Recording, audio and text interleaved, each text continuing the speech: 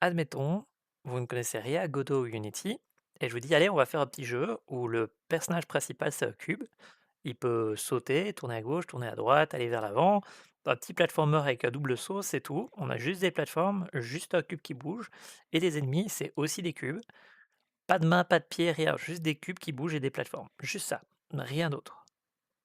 Bah du coup, la question que vous devez vous poser, c'est quoi un cube? C'est le but de cette vidéo. C'est de faire un petit cochon, qui va partir à l'aventure et donc du coup, il nous faut un cube dessinable pour dessiner un petit cochon. C'est parti! Alors déjà, on va devoir aller dans ce qu'on appelle Blender. Blender, c'est un éditeur 3D et cet éditeur 3D, il a une caméra, il a une light, il a un cube. Alors nous, on n'a pas besoin de la caméra parce qu'on va pas faire du rendu graphique avec Blender. On va quand même garder la lumière, mais on la supprimera un peu plus tard. Alors un cube, c'est ça. Vous voyez que dans Blender, on a 4 états différents. Solide, c'est-à-dire je suis en train de débugger, de créer un jeu, enfin de créer une animation 3D, ici en l'occurrence dans Blender. Preview qui permet de voir l'image par-dessus. Rendering qui est à quoi ça ressemblait à la fin. Et Wireframe qui nous permet de voir les bordures de notre objet. Alors vous voyez qu'on a un petit truc, c'est que Blender triche un petit peu, parce que oui, on voit un point, oui, on voit une droite, oui, on voit une face, mais ils sont où les triangles? Si vous faites du jeu vidéo ou si vous avez entendu parler de jeux vidéo, on vous parle tout le temps de triangles, et ils sont où? Et en fait, Blender vous ment un petit peu. Si on va dans les paramètres et qu'on met triangulation, voilà à quoi ça ressemble réellement un cube. En fait, c'est tous les carrés sont des triangles, 2 triangles. Donc s'il y a 6 faces, on a 12 triangles. Et donc voilà à quoi ressemble un cube, réellement derrière la surface. Alors il faut savoir que dans le jeu vidéo, et dans Blender aussi, on essaie d'éviter de voir la face arrière d'un triangle. Parce que bah oui, ça sert à rien de faire des calculs de rendu graphique derrière le triangle. Donc selon ce qu'on va demander, on peut voir la face avant et la face arrière. Bon, ici, je vais vous montrer un petit truc qui est assez marrant, ce qui s'appelle du vertex coloring. C'est-à-dire, admettons mon cube, je vais lui donner des couleurs. Comment on fait? Ben, on peint avec des couleurs sur les points. Et vous voyez, ici, c'est ce qu'on appelle des shaders. Ça va faire la différence entre les deux. Vous dites du rouge, du vert, et il va faire la différence entre le vert et le rouge, et entre les deux, il y a du jaune.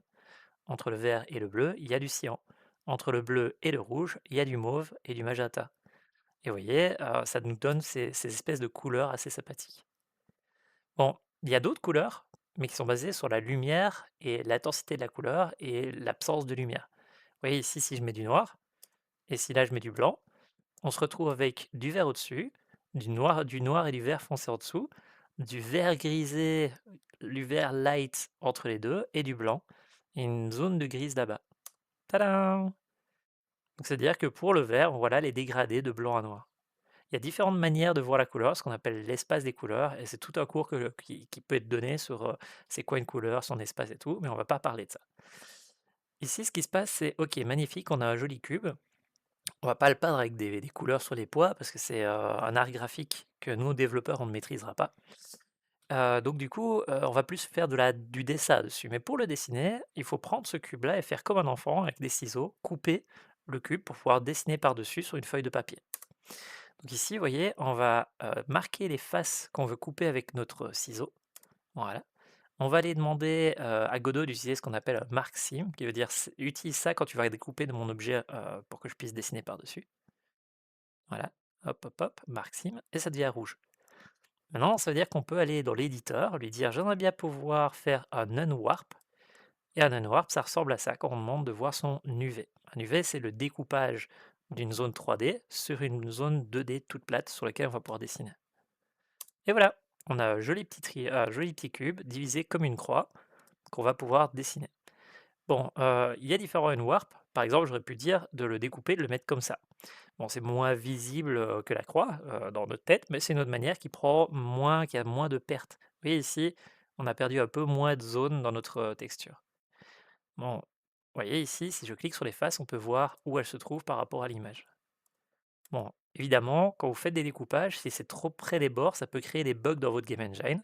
Donc on va essayer de mettre une sorte d'espace entre les différents trucs. Puis quand nous, on va perdre par-dessus, bah, si on dépasse, ça dépasse là-bas. Donc on va mettre un petit peu d'espace entre les deux. Voilà.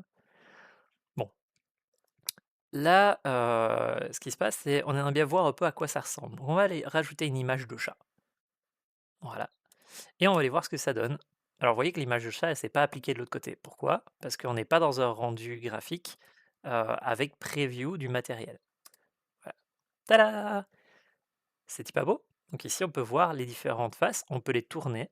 Vous voyez ici, on peut dire: «Ah mais non, c'était plus à gauche, à droite, en haut, en bas», on peut le tourner, on peut réajuster par rapport à cette image. Voilà. Par exemple, si je mets ma croix, regardez, on a le dessus avec l'oreille, on a le milieu, on a la droite de l'œil, voilà. On peut voir que, notre cube, si on l'avait coupé sur une feuille de papier, il serait, ça donnerait ça. Admettons, allons sauvegarder ça. Donc on va faire mon joli cube, voilà, que je vais exporter. Voilà, alors avant de l'exporter, ce serait bien de le renommer un petit peu. Vous voyez ici, on a matériel, cube, mesh, on va redonner des noms. Donc cube, c'est le node, le poids qui existe. Cube mesh ici, c'est les petits poids, les lignes, les triangles. Qu'est-ce que c'est cet objet 3D? Et matériel, c'est comment est-ce que les pixels doivent se comporter. Avec, sans lumière, est-ce qu'il y a de l'ombrage, est-ce qu'il n'y a pas de l'ombrage, est-ce qu'il y a un chat dessiné par-dessus, comment ça se découpe, c'est quoi l'UV? Ça, c'est ce qu'on appelle un matériel, ce qui permet d'éditer tout ça. On va le renommer en cube matériel, magnifique. Comme ça, quand on va l'exporter, il sera tout propre, tout beau, tout propre quand on va le mettre dans Godot. Et on est bon. On retire la lumière juste au cas où pour pas l'exporter avec. Voilà. Et alors, je le sais parce que j'utilise souvent Blender à Godot, bah, en fait, le cube, il est 2 fois trop grand. Donc je vais réduire le cube. Alors là, vous voyez, je l'ai réduit, mais je l'ai réduit l'objet de moitié et pas son mesh, pas son triangle et ses points. Je vais le remettre à 1. Et on va aller éditer l'objet en lui-même. Voilà, Edit Mode. Et on va aller diminuer la taille de son objet. Voilà, comme ça, 1 mètre fait bien 1 mètre. Et quand on va l'exporter dans Godot, ça va être bon. Magnifique. Alors, en quoi on va l'exporter? OBG, c'est un format qui est assez gratuit, open source et qui est fort utilisé. STL aussi, mais ça ne s'apporte pas bien, par exemple, dans Unity. On a USD qui est un nouveau format, enfin, c'est pas nouveau, mais c'est un standard qui est fort utilisé pour les scènes, les exports de scènes et autres. Il faut que j'y vois un peu ce que ça donne. Il y a FBX qui permet d'exporter avec les animations, mais nous, on va l'utiliser en GLB, qui est le format de Godot. Voilà.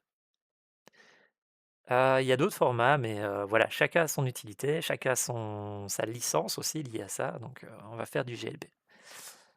On veut l'exporter quelque part, magnifique. Hop, hop, hop. On va aller dans Godot, on va créer un nouveau projet que je vais appeler mon beau cube. Voilà. Je vais aller le stocker dans un dossier que j'ai appelé TMP, parce qu'après cette vidéo-ci, je vais supprimer le dossier, donc autant le mettre dans un fichier temporaire. En mobile, voilà, magnifique. Et ça nous donne ceci. Donc pour pouvoir travailler, on va mettre un underscore, histoire d'avoir un endroit où on range nos affaires, et on n'est pas mélangé avec le reste des assets qu'on va importer. On crée un petit dossier scène où on va stocker notre scène.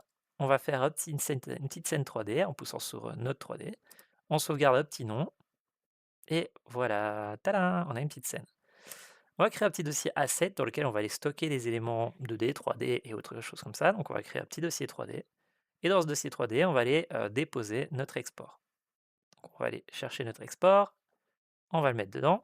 Pourquoi j'ai mis GLB et pas poids Blender, qui est les poids Blender, c'est le fichier Blender? C'est parce qu'en fait, dans la production, on va pas mettre les outils d'édition.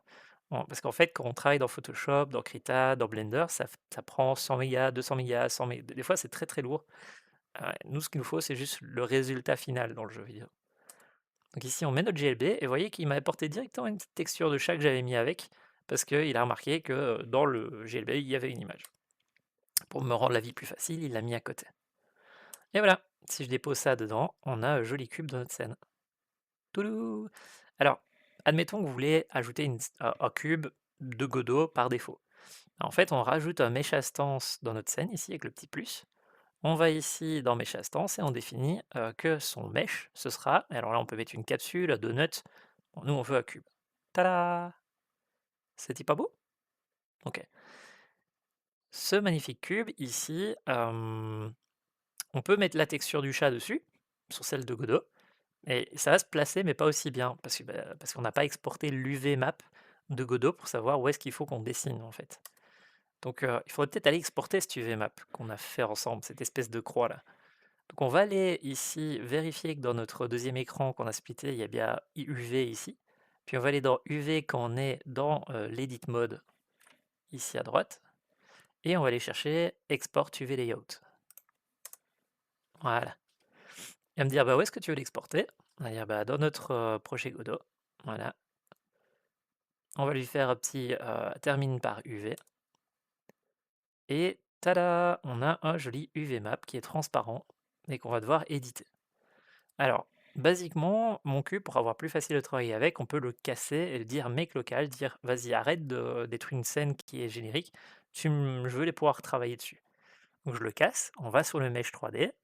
Ici, on va dire qu'on aimerait bien notre propre matériel, on fait standard matériel 3D pour dire: «Vas-y, crée-moi la façon dont la lumière réagit sur mon cube». Et ici, vous voyez, il est tout blanc parce que par défaut, le matériel, il y a pas de texture, il y a pas de couleur, donc voilà, il est blanc. Dans Albedo, on va aller pouvoir changer le principe de couleur. Donc ici, vous voyez, si je change la couleur, tadam, je peux le mettre en vert, en jaune, et ça va donner de la couleur à ce cube. Maintenant, on peut lui donner une texture qu'on va déposer dedans. Vous voyez, j'ai pris l'image et je l'ai déposée dedans, dans la texture, et on se retrouve avec une jolie petite texture verte. On va pouvoir changer la couleur. Faites attention que du coup, si vous mettez du vert sur, je sais pas, du vert sur du rouge, ça va donner une nouvelle couleur. Donc faites attention à ça. Ici, voilà, si je mettais l'export de UV qu'on avait tantôt, voilà à quoi ça ressemble. On a des bords, on a des lignes, et là, vous pouvez voir que ça demande un travail d'artiste. Quand vous êtes développeur, il y a beaucoup de choses que vous connaissez, et vous êtes en mode: «Ah, OK, on va vite faire un truc pour voir comment ça marche». Mais le travail d'artiste, c'est de savoir comment on va corriger ce bug-là, par exemple. Vous voyez, le côté des carrés qui est pas bien foutu. Il y a plein de petits détails qu'il faut connaître en tant que graphiste, que les développeurs n'auront pas le temps d'étudier. Nous, ce qu'il va falloir qu'on étudie, c'est comment on prend la chose des graphistes et qu'on l'adapte dans Godot pour que tout se passe bien. Donc ici, on a notre UV sur notre cube, c'est magnifique. Nous, on aime bien le dupliquer. Ici, vous voyez, j'ai mis mon cube Hello UV. On va ouvrir en Krita ou en Paint, hein, simplement. Allez, on va l'ouvrir au Paint. Et vous allez voir, regardez, je vais changer la couleur. Ici, ça n'a pas changé parce que j'ai pas mis ma nouvelle texture sur le matériel. Donc, je prends ma texture, je la mets à la place sur le matériel. Voilà.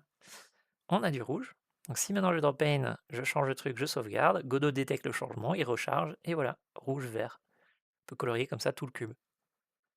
Donc c'est comme ça qu'on pourra avoir un joli petit cube de couleurs. Bah, on peut dessiner aussi dessus, parce que ici, c'est pas du vertex painting, on n'est pas lié à un point, il n'y a pas de dégradé entre les couleurs. Donc ici, regardez, je fais du Krabuja, et tadam! C'était pas beau? Bon, travailler dans Paint pour faire de l'art, pas sûr, non. Donc je vais utiliser Krita, voilà. Et je vais faire de l'art de développeur, c'est-à-dire de l'art bien dégueulasse qui ressemble à rien, mais voilà ce que j'ai fait. Donc Krita, ça ressemble à ça. Donc vous avez des petits pinceaux. Donc par exemple ici, je vais mettre du blanc, je vais changer la couleur, je mets du noir, je vais changer la taille du pinceau. Je vais enlever les petites lignes qui sont là-bas. Alors c'est en accéléré évidemment parce que ça prend du temps de faire tout ça. Voilà. On va lui faire des petits pieds. Magnifique. Vous allez voir que je l'ai mis au mauvais endroit, les petits pieds. Je fais ces petits pieds. Magnifique. Je fais une petite main. Alors vu que je suis sûr que j'arriverai pas à refaire la même main, je fais un copier-coller et je change sa taille et hop là, je le mets de l'autre côté. On va retirer cette espèce de bande là, mais pas tout de suite. Et alors, on va aller lui faire un joli chapeau, regardez. Hop, une tache jaune, une tache rouge comme du graffiti, et puis une tache jaune par-dessus. Et hop là, on a un beau chapeau de paille. Et nous voilà avec un joli petit cube pirate avec un chapeau de paille. Bon, je viens de remarquer que les pieds sont dans son dos, pas très malin. Donc on va aller faire un petit peu d'édition de layout, on va aller couper les pieds. Alors avant de couper les pieds, un truc qui m'emmerde un petit peu, c'est cette espèce de bande noire comme ça qui est mal foutue dans Godot. Et c'est à cause du fait que j'ai mal géré mon UV map, hein. Mais donc du coup, ce que je vais faire, c'est que je vais le rendre transparent. Je vais le rendre rose, mais du coup, ce que je vais faire, c'est que je vais dire, j'aimerais bien un bord qui soit un petit peu sur l'intérieur, un petit peu sur l'extérieur. J'aimerais bien qu'il soit pas transparent et qu'il soit rose foncé. Voilà, magnifique. Alors, il reste du noir, c'est parce qu'on a laissé un autre truc par-dessus. On va aller le désactiver. Et voilà. Donc là, vous voyez, au moins, ça cachera un peu sous le tapis l'erreur que j'ai fait en tant que développeur de mal gérer mon UV. Alors, ici, je corrige un problème que j'avais fait. Hop, hop, hop, magnifique. Donc, vous voyez, en tant que développeur, vous n'êtes pas obligé de connaître tous ces outils d'artiste, mais de les connaître, ça va vous aider à travailler avec les artistes. Voilà.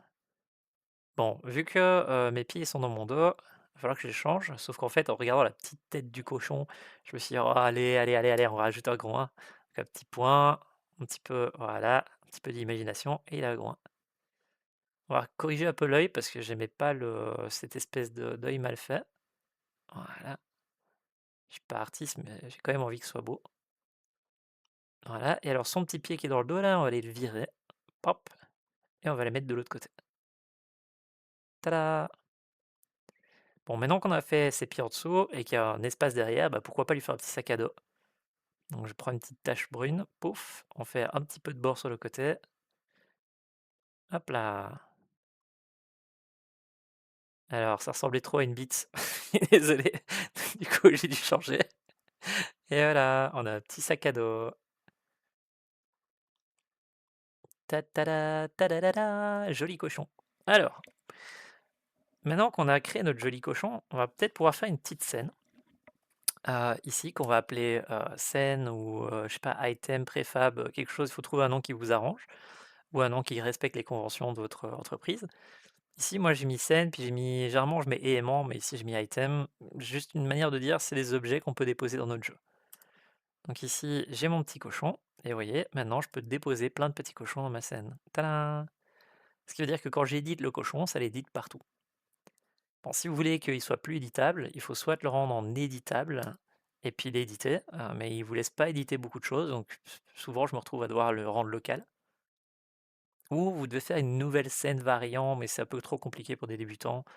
Moi-même pour l'instant, j'ai pas totalement saisi la manière de travailler, dans Godot, donc je vais pas vous l'enseigner.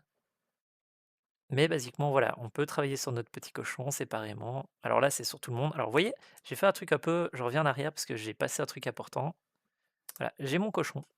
Et ce cochon, vous voyez, il y a de la lumière au-dessus et pas de lumière en dessous. C'est très bien, mais moi j'aimerais bien que mon cochon il soit toujours lumineux, qu'il n'y ait pas de gestion de lumière, parce que ça va me permettre de gagner des performances dans mon jeu. Donc ce qui va se passer, c'est que je vais créer ici, vous voyez, un matériel pour mon cube. Ici, il va finir par point matériel. On va le stocker à côté de notre cochon. Et ce matériel qu'on va pouvoir donner à d'autres, ici, je vais pouvoir aller changer un petit paramètre et l'appeler un. Ici, vous voyez, j'ai mon cube en per pixel, qui veut dire chacun des pixels est calculé par la carte graphique, et en unshared, c'est pas unshared, c'est unshaded, j'ai fait une faute d'orthographe, ici c'est shaded, unshaded, et unshaded ça veut dire tu ne gères pas le shader, donc c'est à dire que tu ne gères pas l'ombrage, la lumière, tous ces trucs là qui prennent des ressources, c'est juste tu prends la texture, tu la mets en pleine lumière et tu le dessines dans le jeu. Et tada! On a un joli petit cochon, comme dans une PlayStation 1. C'est-à-dire que vu en PlayStation 1, vu qu'on n'avait pas la capacité technique de calculer les lumières, bah, on devait tout peindre, dans le jeu. Tous les ombrages étaient peints. Et voilà! On a un cochon qui lui est géré par la lumière, on en a 3 autres qui lui, ne sont pas gérés par la lumière. Alors admettons, je fais play dans le jeu, bah, vous allez voir une zone grise. Pourquoi? Bah, simplement parce que vous n'avez pas mis de caméra dans votre jeu les gars. Donc on va rajouter une caméra 3D. Voilà, pour voir mes petits cochons. Tada! Alors cette petite caméra, elle va me permettre de voir les cochons et vous allez voir quand je vais faire play, on a un petit problème. Comment ça se fait que la lumière elle est pas bien gérée sur lui? Et déjà, comment ça se fait qu'on les voit? Parce que normalement on est censé voir un gros carré gris si vous avez suivi, mon cours précédent. Et donc du coup, qu'est-ce qui se passe? Bah, en fait, ce qui se passe, c'est qu'on a oublié de mettre de la lumière dans notre scène. Donc ici, vous voyez, on va faire rajouter une lumière. Voilà. Alors, rajouter un cube surtout pour vous montrer ce que je veux dire par, il y a un problème. Et j'ai rajouté un cube sans lumière. Et on peut voir que du coup, il y a pas de lumière, il y a pas d'ombrage et notre cube, il est tout plat. Bah oui, parce qu'en fait, il fait tout noir dans ma scène. Pour pouvoir voir la lumière sur ce cube, il faut en rajouter une. Donc on va rajouter ici ce qu'on appelle un directional light, ça veut dire un soleil. On va le placer, on va l'orienter un petit peu et voilà, tadam! Maintenant on a de la lumière et on a de l'ombrage. Vous voyez que maintenant lui, il est un peu plus illuminé qu'avant, donc il reçoit bien cette lumière. Et eux, ils ont rien pas, ça va pas du tout changer parce qu'ils s'en foutent de la lumière, vu qu'ils sont en unshaded. Voilà. Alors admettons, moi j'aime bien mettre des petits points, c'est marrant parce que ça va un peu moins loin, ça laisse un peu plus place à l'ombrage, voilà. Voilà, à quoi ça pourrait ressembler un point. On voit bien que le point se retrouve ici, qu'il y a bien une grosse lumière ici, de l'ombrage là-bas. On voit bien que ça peut cramer un petit peu votre image, donc il faut savoir gérer la lumière. Bon, admettons que ce point, j'avais quand même de voir où il se trouve. Bah, on va rajouter ce qu'on appelle un Mesh Instance 3D, pour dire j'aimerais bien avoir un objet là-bas. On va dire que ce qu'on veut, c'est que ce soit rond, ici, dans Mesh. Et ce rond, vous voyez, ça ressemble pas vraiment à une lumière, c'est juste un gros rond. Donc ce qu'on va aller faire, c'est qu'on va lui dire bah, son matériel à lui. ici, on va aller le mettre en unshaded pour dire je ne suis pas affecté par la lumière et on va le mettre en tout gros jaune. Vous voyez, jaune là, il a de la couleur, on le met en unshaded et tada, on a un phare jaune. Donc si vous voulez faire des phares de voiture ou des lumières de voiture ou des lampadaires ou des trucs comme ça, bah, dans des jeux, vous pouvez mettre je ne veux pas de couleur, je ne veux pas de lumière, je mets cette couleur. Ça donne cette impression de cramer d'une lampe. Alors maintenant, je rajoute ce cube à l'endroit où j'ai ma lumière et maintenant, soudainement, on a l'impression que c'est un cube enfin rond qui émet de la lumière. Alors que c'est pas le cas, hein, c'est une lumière et un objet 3D qui est jaune. Bon, admettons que je mets mon cube là-bas, qu'est-ce qui va se passer? Vu qu'il est unshaded, eh ben, il ne va rien se passer. Ouais, unshaded, ça veut dire que je suis pas affecté par la lumière, donc même si je suis à 1 millimètre de lui, ça ne touche pas. Par contre, vous pouvez voir que lui, il a bien reçu la lumière jaune, hein. Tada! Bon, c'est un détail, il y a plein de sujets à connaître en tant qu'artiste dans un jeu vidéo, plus compliqué que cette gestion de lumière, mais c'est ça l'idée. Alors, je vais m'arrêter là dans la vidéo parce que mon but, c'est pas de parler de trop de nombreux sujets.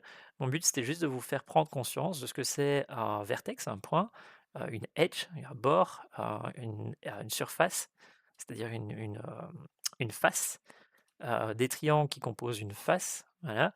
Ce que c'est, de la lumière, ce que c'est unshaded, ce que c'est, matériel, c'est-à-dire, comment on affiche tout ça, ce que c'est une texture, c'est-à-dire cette image, ce que c'est un UV, c'est-à-dire comment on déplie cette image. Et donc tous ces mots-là que je viens de dire ici sont très importants à apprendre en tant que développeur de jeux vidéo. Donc je vais lier de la doc à cette vidéo-ci dans la description qui ramène vers tous ces sujets dont je viens de vous parler, dont le shader et le vertex shader et le gradient de vertex shader. Donc tous ces mots-là, quand vous entendez ça, vous devez savoir ce que c'est. Si c'est pas le cas, vous avez de la doc à aller étudier, des tutos à aller suivre. Et donc voilà, essayez de faire cet exercice-là si vous êtes en cours avec moi et que je vous montre cette vidéo-ci. Simplement, vous essayez de choper un cube qui est déjà fait dans mes assets ou vous essayez de le refaire le cube en Blender si vous êtes intéressé par apprendre un peu Blender. Et puis vous essayez juste de dessiner un cochon, de le mettre dans Godot et de changer un peu shaded, unshaded pour voir comment ça réagit. Donc c'est ça votre devoir si vous voulez pratiquer à la fin de cette vidéo. Voilà, que le code soit avec vous. Bon apprentissage du Godot et des cubes et à tout de suite.